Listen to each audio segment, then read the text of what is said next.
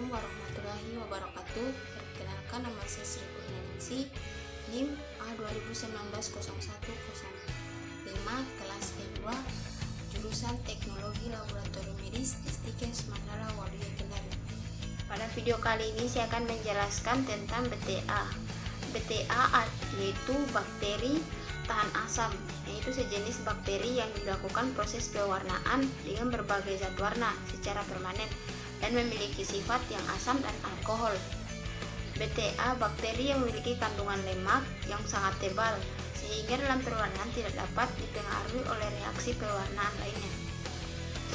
Pemeriksaan dahak yang digunakan untuk mendeteksi adanya bakteri TBC, bakteri tipi terbentuk khas basil atau batang dan bersifat asam yang dapat hidup di lingkungan asam, sehingga pemeriksaan terhadap bakteri ini dikenal dengan nama pemeriksaan bakteri tahan asam. Dahak Anda akan diperiksakan untuk mengetahui jika Anda terserang TB.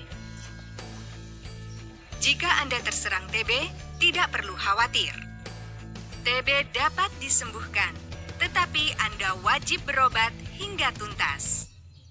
Jika tidak berobat dengan benar, Anda akan menularkan penyakit pada orang lain di sekitar Anda saat batuk, meludah, bicara, tertawa, atau bersin.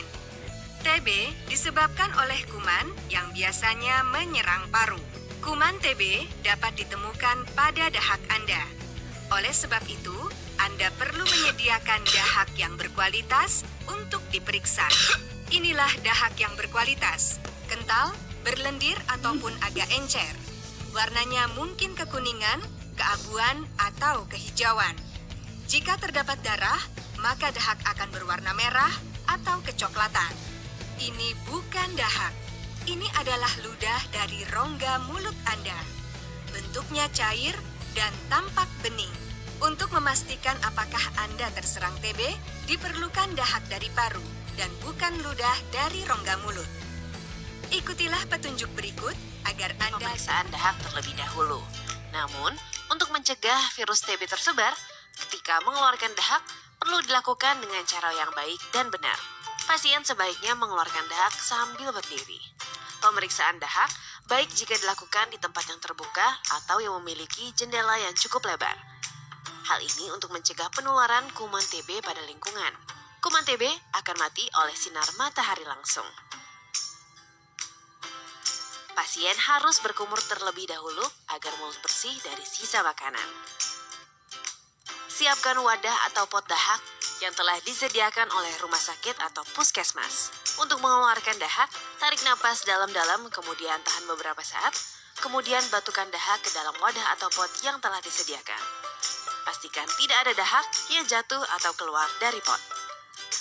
Pastikan jumlahnya cukup banyak, minimal 1 ml, agar bisa dilakukan pemeriksaan TB dengan baik.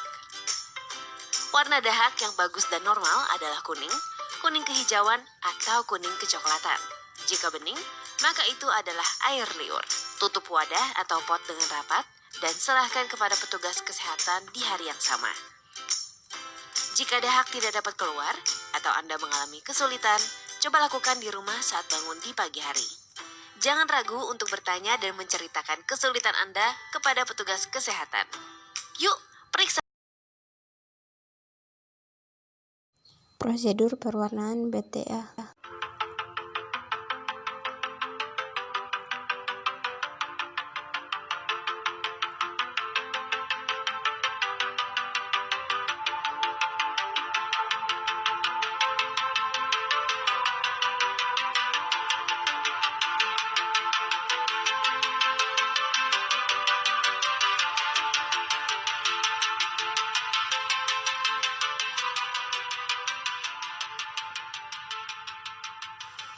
Pewarnaan basil tahan asam. Pertama, kita bersihkan kaca objek dari kotoran dan lemak.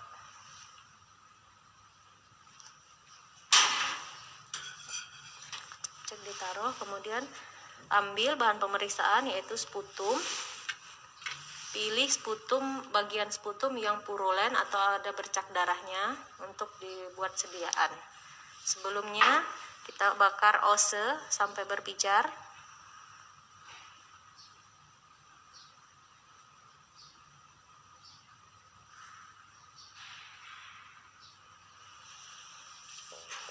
Kemudian kita ambil bahan pemeriksaannya, yaitu sputum.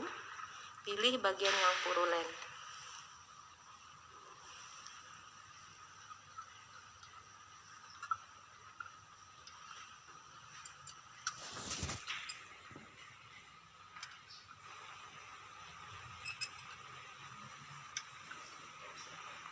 Ya, kita ambil bagian sputum yang purulen, kemudian taruh di kaca objek.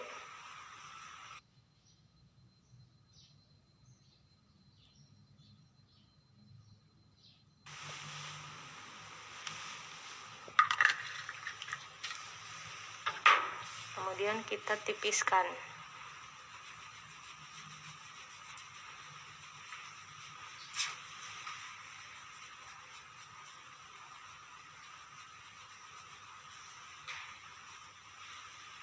Setelah itu OC dipijarkan kembali sebelum ditaruh ke rak pewarnaan.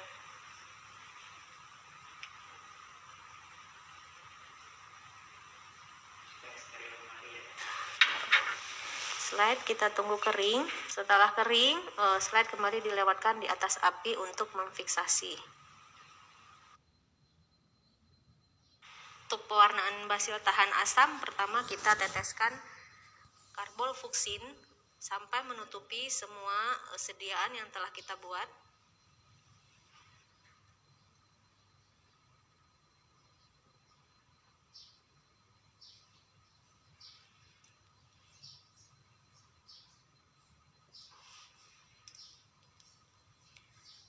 Kemudian kita lewatkan di atas api sampai zat warna tersebut atau sediaan tersebut mengeluarkan asap.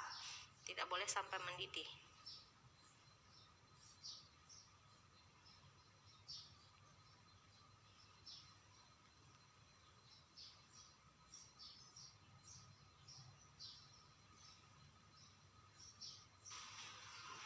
Nah, tuh sudah mengeluarkan asap. Jangan sampai mendidih. Setelah itu kita tunggu selama 5 menit.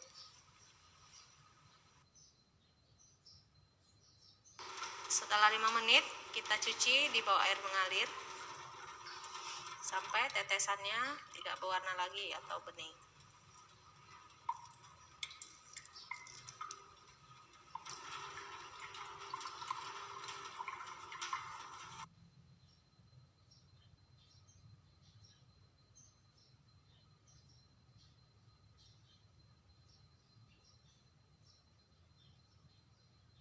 Setelah kita cuci, kita lakukan sediaan, kita berikan asam alkohol 3% sampai zat warna tadi luntur atau sekitar 3 sampai dengan 5 detik. Kemudian setelah itu kita cuci di bawah air mengalir.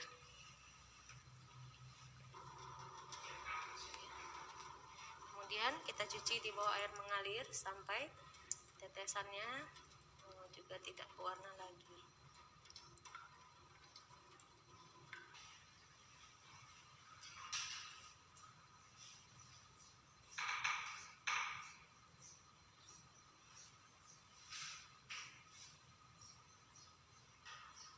Setelah itu kita teteskan zat warna kedua, yaitu methylene blue. Tujuannya adalah untuk mewarnai latar belakangnya. Kita teteskan sampai menutupi seluruh permukaan. Kemudian tunggu selama 1 menit.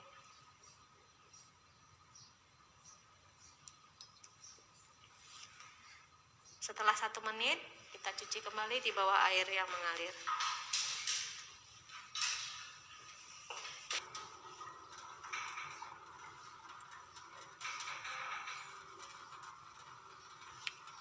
Kita cuci di bawah air mengalir sampai tetesan yang keluar dari ujung kaca objek tidak berwarna lagi.